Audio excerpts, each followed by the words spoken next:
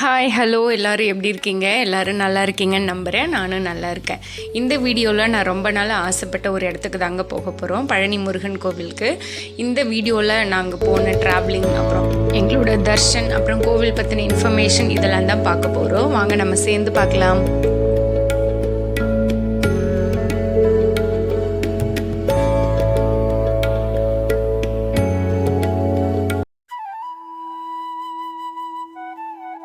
ஆடி வெள்ளின்றதுனால வீட்டில் பூஜாலாம் முடிச்சுட்டு தான் கிளம்பணும். ஹஸ்பண்ட் சொன்னார், காலையிலே போனால் நம்ம அன்னைக்கே திரும்ப வந்துடலாம் அப்படின்னு சொல்லிட்டு. இல்லை, எனக்கு அங்கே தங்கணும் போல் இருக்குது அப்படின்னு சொல்லிட்டு நான் கொஞ்சம் லேட்டாக தான் கிளம்பணும். வீட்டிலேருந்து ஒரு 9 o'clock தான் வீட்டிலேருந்து எங்கேயாவது போகணும் அப்படின்னா எனக்கு பெரிய வேலையாக நினைக்கிறது இந்த பேக்கிங் தான். எல்லாருக்கும் ட்ரெஸ் எடுத்து வைக்கிறது, அது இதுன்னு சொல்லிட்டு அந்த பேக் பண்ணுறது எனக்கு பெரிய வேலையாக கொஞ்சம் கஷ்டமாக இருக்கும். என்ன தான் பார்த்து எடுத்து வச்சாலும் ஏதாவது ஒன்று மறந்துட்டு வர்ற மாதிரி தான் இருக்கும். காலையில் நான் வீட்டிலே பூஜா வேலையெல்லாம் முடித்ததுனால பிரேக்ஃபாஸ்ட்டும் வீட்டிலே முடிச்சாச்சு. அதுக்கப்புறம் கிளம்பிட்டு கொஞ்சம் ஃபோட்டோஸ்லாம் எடுத்துகிட்டு இருந்தோம். இந்த பழனி ட்ரிப் பார்த்திங்கன்னா நான் ரொம்ப நாளாக பிளான் பண்ணிகிட்டு இருந்தேன். பழனி போகணும், திருச்செந்தூர் போகணும் அப்படின்னு சொல்லிட்டு திருச்செந்தூர் போயிட்டு வந்துட்டேன். பழனி தான் ரொம்ப நாளாக ஆச்சு. முருகர்னாலே அந்த வைப் வந்து வேறு லெவலில் இருக்கும். எப்படா போய் அவரை பார்ப்போன்ற மாதிரி தான் இருக்கும். வழி நெடுக பார்த்திங்கன்னா கிளைமேட் அவ்வளோ நல்லா இருந்துச்சு. வீட்டிலேருந்து பார்த்திங்கன்னா ஒரு 5 to 6 hours ட்ராவலிங் டைம். அதனால் ஒரு 2:33 வந்து நாங்கள் ரீச் பண்ணிட்டோம் பழனிக்கு. போய் ரொம்ப நாள் ஆகுதே அப்படின்னு சொல்லிட்டு ஒரு டவுட்டில் தான் போனோம். ஏதாவது ரூல்ஸ்லாம் மாற்றிட்டாங்களா, ரூம் புக் பண்ணுறதுலாம் எப்படி, அதெல்லாம் தெரியல. ப்ரைவேட்டில் பண்ணுமா இல்லை கவர்மெண்ட்லேயே அங்கேயே பண்ணிக்கலாமா, டிக்கெட்ஸ் ஏதாவது முன்கூட்டியே பண்ணுமா அப்படின்னு ஒரு டவுட்லேயே அந்த ஒரு ஹஸ்பண்ட் கிட்ட நான் ஷேர் பண்ணலாம். ஆனால் என் மைண்டில் ஓடிட்டே இருந்தது. ஆனால் அந்த மாதிரி காம்ப்ளிகேஷன்ஸ் எதுவும் இல்லை. முருகரை கும்பிடுறவங்களுக்கு இல்லை அவரை நம்புகிறவங்களுக்கு பார்த்திங்கனாக்கா ஏதாவது ஒரு அதிசயம் வாழ்க்கையில் நடத்தியிருப்பார். அதே மாதிரி என் லைஃப்பில் பார்த்திங்கன்னா ஏகப்பட்டது நடந்திருக்கு. ஏன்னா அவரை நம்ப ஆரம்பித்ததுலேருந்து என் லைஃப் வந்து ரொம்ப என்ன சொல்கிறது, ரொம்ப ஹாப்பியாக தான் இருக்குது. இதுக்கெலாம் எல்லா க்ரெடிட்டும் பார்த்திங்கன்னா என்னோடய அப்பாவுக்கு தான் சேரும். ஏன்னா நான் அவர் சொன்னப்போ கூட என்னால் அவ்வளோ சீக்கிரம் உணர முடியல. அது தானாக இயல்பாக தான் எனக்குள்ளே அந்த சரி முருகர் வந்து கும்பிடணும், திருப்புகள்லாம் படிக்கணும் அப்படின்னு சொல்லிட்டு எதிர்ச்சியாக ஒரு திருப்புகழ் பாட்டு பிடிச்சி போய் நான் அந்த திருப்புகழ் படிக்க ஆரம்பித்தேன். அதுக்கப்புறம் என்னால் அது விடவே முடியல. நான் எங்கே போனாலும் எதை எடுக்கிறேனோ இல்லையோ ஃபஸ்ட்டு திருப்புகழ் புக்கை எடுத்து பேக்கில் வச்சுப்பேன். அதே மாதிரி வேல்மாறல்ன்ற ஒரு விஷயத்த ஃபஸ்ட்டு எனக்கு வந்து இன்ட்ரோ பண்ணது வந்து அப்பா தான். ஏன்னா இப்போ வந்து ரொம்ப நடுவில் ட்ரெண்ட் ஆச்சு. வேல்மாறல் வந்து எல்லோரும் படிக்க ஆரம்பித்தாங்க, எல்லாருக்கும் அது தெரிய வந்துச்சு. ஆனால் ஒரு 7 வருஷத்துக்கு முன்னாடியே அப்பா அதை படிச்சுட்டு இருந்தார். அவருக்கு அப்போ தான் தெரிய வந்து அவர் படிச்சுட்டு இருந்தார். என்கிட்டயும் அது சொன்னார். எனக்கு வந்து அது ஒரு பாட்டாக தான் தெரிஞ்சிச்சு. அதை பற்றி அதோட மகிமெல்லாம் எனக்கு எதுவுமே தெரியாது. ஆனால் அப்பா மட்டும் அது பாடிட்டே இருப்பார். அந்த மாதிரி அவர் மூலயமா தான் எனக்கு வந்து வேல்மாறல்ன்றதே எனக்கு தெரிய வந்துச்சு. அதுக்கப்புறம் நான் படிக்க ஆரம்பிச்சிட்டேன். சஷ்டி இந்த 6 days வந்து வரதாக இருந்து அந்த வேல்மாறல் படிக்காமல் இருக்கவே முடியாது. இப்போல்லாம் முதல்ல ஒரு ஆர்வத்தில் படிப்போம், அதுக்கப்புறம் அது பிடிச்சி போய் படிக்க ஆரம்பித்து இப்போல்லாம் என்னால் படிக்காமலாம் இருக்கவே முடியாதுன்ற மாதிரி இருக்குது. நம்ம பழனி வந்துட்டோங்க. இங்கே தான் நாங்கள் ரூம் புக் பண்ணியிருந்தோம். கவர்மெண்ட்லேயே அவங்களே ப்ரொவைட் பண்ணுவாங்கள்ல ரூமில். அது வந்து 800 rupees ரூம். அதை வந்து தான் புக் பண்ணியிருந்தோம். ஆனால் பார்க்கிங் இல்லைன்றதுனால வேறு ரூம் புக் பண்ணிட்டோம். தூரத்துலேருந்தே பழனி அந்த முருகர் கோவில் மலையடி வாரத்தை பார்த்தோன்னே அந்த சந்தோஷம், அந்த ஃபீலே வேறு மாதிரி இருந்துச்சு. அந்த மலையடி வாரத்து பக்கத்துலேயே வந்து ரூம் புக் பண்ணியிருந்தோம். வேறு ரூம் வித் பார்க்கிங்கோட ப்ரைவேட்லேயே ரூம் புக் பண்ணியிருந்தோம். அது பார்த்திங்கன்னா ஒரு 1 dayக்கு 1400 ஃபார் ஏசி ரூமுக்கு சார்ஜ் பண்ணாங்க. ரூமுக்கு வந்துட்டு கொஞ்சம் நேரம் ரெஸ்ட் எடுத்துகிட்டு ரெஃப்ரெஷ் ஆகி கிளம்ப ஆரம்பிச்சிட்டோம் கோவிலுக்கு. அங்கே பார்த்திங்கன்னா இங்கே கீழே இருந்து மேலே போகிறதுக்கு படிக்கட்டு, ரோப், கர்விஞ்ச் எல்லாமே இருக்குது. நாங்கள் எதில் போனோன்னு பார்த்தீங்கன்னாக்கா நடந்து படிக்கட்டில் ஏறி தான் போனோம். அப்பயும் ஹஸ்பண்ட் கேட்டார், நீ நடந்து வரியா இல்லை விஞ்சில் வரியான்னு கேட்டார். இல்லை, நான் கால் வலிச்சாலும் பரவாயில்ல, வலிக்க படி ஏறி போய் தான் முருகரை பார்ப்பேன் அப்படின்னு சொல்லிட்டு ஒரு தைரியத்தில் ஏற ஆரம்பிச்சிட்டேன். அப்புறம் நடுவில் பார்த்திங்கன்னா கொஞ்சம் கஷ்டமாக இருந்துச்சு.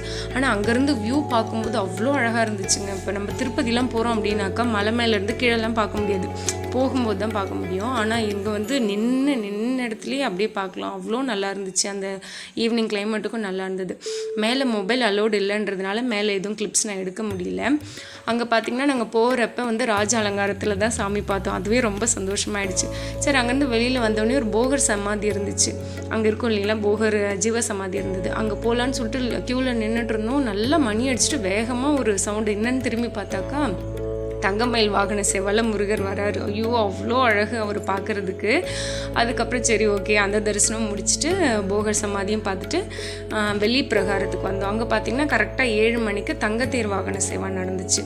நல்ல வேளை நம்ம நினைக்காமலே எல்லாமே நடக்குது அப்படின்னு சொல்லிட்டு நாங்கள் அதையும் தரிசனம் பண்ணிவிட்டு கொஞ்ச நேரம் அங்கேருந்து உட்காந்து நாங்கள் அந்த வியூ பாயிண்ட்டு தான் ரசிச்சுட்டு இருந்தோம். அவ்வளோ சில்லுன்னு காற்று, அப்புறம் வந்து கந்த சஷ்டி பாட்டு ஒரு சைடில் ஓடிட்டு இருந்துச்சு. அதெல்லாம் கேட்டுகிட்டே அங்கேயே இருக்கலாம், எனக்கு வரவே தோணலை, அங்கேயே இருக்கலாம் அப்படின்னு தான் தோணுச்சு. அப்புறம் ஏறும்போது பார்த்திங்கன்னா ஒரு 1/2 hour ஆச்சு ஏறுறதுக்கு. திரும்ப ஏறும்போது இறங்கும்போது வழியே தெரியல, கஷ்டமும் தெரியல, கடன்னு ஒரு 15 minutesல இறங்கியிருப்போம். மலைக்கு மேலே பார்த்திங்கனாக்கா பஞ்சாமிரதெல்லாம் சேல் பண்ணிகிட்டு இருந்தாங்க, அபிஷேக பஞ்சாமிரதம்னு சொல்லிட்டு. அங்கேயே பஞ்சாமிரதெல்லாம் வாங்கிட்டு தான் கீழே இறங்க ஆரம்பித்தோம். மேலே மொபைல் அலோட் கிடையாதுன்னு சொல்லியிருந்தேன் இல்லைங்களா, அதனால் கீழே போகும்போதே ஹஸ்பண்ட் வந்து செல்லில் மொபைல் அப்பயும் எடுத்துகிட்டு வரேன்னு சொல்லி எடுத்துகிட்டு வந்தார். ஆனால் அலோட் கிடையாதுன்றதுனால அங்கே லாக்கர் கொடுத்துருந்தாங்க, அங்கே லாக்கர்லேயே கொடுத்துட்டு போயிருந்தோம். அதனால் திரும்பி வரும்போது அங்கே லாக்கர்லேருந்து மொபைல் எடுத்து அங்கே சின்ன கிளிப்ஸ்லாம் எடுக்க முடிஞ்சிச்சு. அந்த ஸ்ட்ரீட்லேயே பார்த்திங்கனாக்கா நிறைய ஹோட்டல்ஸ் இருந்துச்சு. அந்த மாதிரி நாங்கள் இந்த ஹோட்டலுக்கு தான் நாங்கள் போயிருந்தோம். எனக்கு எப்பயுமே பார்த்திங்கன்னா ஏதாவது ஒரு இடத்துக்கு போகிறோம் அப்படின்னா அங்கே எதாவது ஃபேமஸாக இருந்துச்சுன்னா அதை டேஸ்ட் பண்ணி பார்க்கணும், இல்லை அதை ட்ரை பண்ணி பார்க்கணும், இல்லை அதை வாங்கணும், அந்த மாதிரி எனக்கு தோணும். அதே மாதிரி நான் ஆல்ரெடி சர்ச் பண்ணி வச்சுருந்தேன். பழனியில் பஞ்சாமிர்தம் தவிர்த்து வேறு என்ன ஃபேமஸ் அப்படின்னு சொல்லிட்டு நெய் ரோஸ்ட்னு சொன்னாங்க. அதுதான் ஆர்டர் பண்ணி சாப்பிட்ருந்தோம். நான் டேஸ்ட்டு பார்த்திங்கன்னா செம்மையாக இருந்துச்சு. நான் எதிர்பார்த்ததை விட ரொம்பவே நல்லா இருந்துச்சு. நீங்களும் பழனி போனீங்க அப்படின்னாக்கா கண்டிப்பாக இந்த நெய் ரோஸ்ட் ட்ரை பண்ணி பாருங்கள். நீங்கள் ஆல்ரெடி போயிருக்கீங்க, இதை ட்ரை பண்ணியிருக்கீங்க அப்படின்னாக்கா கமெண்ட்டில் சொல்லுங்கள். அங்கே டின்னர் முடிச்சுட்டு வெளில வந்தாக்கா நிறையா கடை இருந்துச்சு. அங்கே போய் ஷான்விக்கு, பிரணவுக்கு அப்படின்னு சொல்லிட்டு குட்டி குட்டி திங்ஸ்லாம் பர்ச்சேஸ் பண்ணிகிட்டு இருந்தோம். பர்ச்சேஸ் பண்ணிவிட்டு நேராக ரூமுக்கு போயிட்டு படுத்து தூங்கிட்டோம். இது வந்து அடுத்த நாள் காலையில் ரூமை வெக்கேட் பண்ணிவிட்டு வர்ற வழியில் எடுத்த வீடியோஸ் இதெல்லாம். நான் இன்னொரு விஷயம் ஒன்று சொல்லணும்னு நினைக்கிறேன். என்னென்னாக்கா நான் வந்து ராஜ அலங்காரத்தில் பார்த்தேன் அப்படின்னு சொல்லிட்டு சந்தோஷப்படுறேன். நான் ஒரு ஆடியோ ஒன்று கேட்டிருக்கேன். என்னென்னாக்கா 2 பேர் கான்வர்சேஷனில் முருகர் ஆண்டி கோலத்தில் பார்த்தா நம்மளும் ஆண்டி ஆகிடுவோம், அதனால் ஆண்டி கோலத்தில் பார்க்கக்கூடாது அப்படின்னு சொல்லிட்டு ஒருத்தர் சொல்கிற மாதிரியும், அதுக்கு ஆப்போசிட்டில் இருக்கிறவர் அப்படி நான் முருகர் ஆண்டியாக பார்த்தேன், நான் ஆண்டி ஆகிடுவேன் அப்படின்னாக்கா நான் ஆண்டி ஆகிடுல ரொம்ப சந்தோஷப்படுறேன் அப்படின்னு சொல்லியிருப்பார். அது கேட்கும்போது உண்மையாலுமே எனக்கு ஒரு நல்ல புரிதல் வந்துச்சு. சரி இது இப்படி இல்லை இருக்கணும் பக்தினா அப்படின்னு சொல்லிட்டு. இதை பற்றி நீங்கள் என்ன நினைக்கிறீங்க? ஆண்டி கோலத்தில் பார்த்தாக்கா நம்ம ஆண்டி ஆகிடுவோம் அப்படின்னு நினைக்கிறீங்களா? அதை பற்றி நீங்கள் என்ன நினைக்கிறீங்கன்றதை கமெண்ட்டில் சொல்லுங்கள். ஆனால் என்னை பொறுத்த வரைக்கும் அதை நான் அந்தளவுக்கு நம்பலை.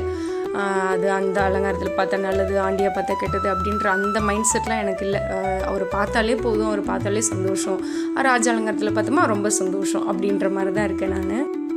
பழனி கோவில் மலையடிவாரத்திலே பார்த்திங்கன்னா புலிப்பாணி சித்தர் ஜீவசமாதி இருந்துச்சு, அங்கேயும் போயிருந்தோம். அந்த வைபும் நல்லா இருந்துச்சு. அதே மாதிரி கணக்கம்பட்டி சாமியார் பார்க்கணும் அப்படின்னு சொல்லிட்டு தான் எனக்கு ரொம்ப நாள் ஆசை. ஆனால் ஹஸ்பண்ட்க்கு வந்து டைம் இல்லை, உடனே போகணுன்றதுனால எங்களால் அங்கே போக முடியல. இந்த மாதிரி சித்தர் மகான்கள் அவங்களெல்லாம் போய் பார்க்கணும் அப்படின்னா ஃபஸ்ட்டு அவங்க நினைக்கணும், அவங்களோட சம்மந்தம் இல்லாமல் நம்ம போய் பார்க்க முடியாது. நான் அப்படி நினச்சிக்கிட்டேன். சரி ஓகே இந்த டைம் இல்லைனாலும் நெக்ஸ்ட் டைம் போய் பார்த்துக்கலாம், கண்டிப்பாக போகணும் அப்படின்னு நினச்சிருக்கேன். நாங்கள் பழனியிலேருந்து ஏர்லி மார்னிங் ஒரு 6:30 to 7 கிளம்பிட்டோம். வர்ற வழியிலே டிஃபன் முடிச்சாச்சு. கரெக்டாக ஒரு 12 o'clock வீட்டுக்கு வந்துட்டோம்.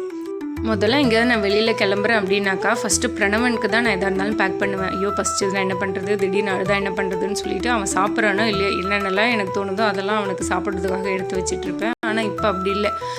பனானா ஃப்ரூட்ஸ்லாம் கொஞ்சம் அவன் சாப்பிட ஆரம்பிச்சிட்டான். அதனால் பனானா, தண்ணி, பால், அப்புறம் நாங்கள் ஏதாவது சாப்பிட்றோம் அப்படின்னாக்கா இட்லி, ஏதாவது சாதம் அப்படின்னாக்கா அவனை கூட்டி. அவ்வளோதாங்க. இந்த ட்ராவல் vlog உங்களுக்கு பிடிச்சிருக்குன்னு நான் நம்புகிறேன். பிடிச்சிருந்துச்சுனாக்கா லைக் பண்ணிக்கோங்க, மறக்காமல் நம்ம சேனலுக்கு சப்ஸ்கிரைப் பண்ணிக்கோங்க. நெக்ஸ்ட் வீடியோவில் பார்க்கலாம்.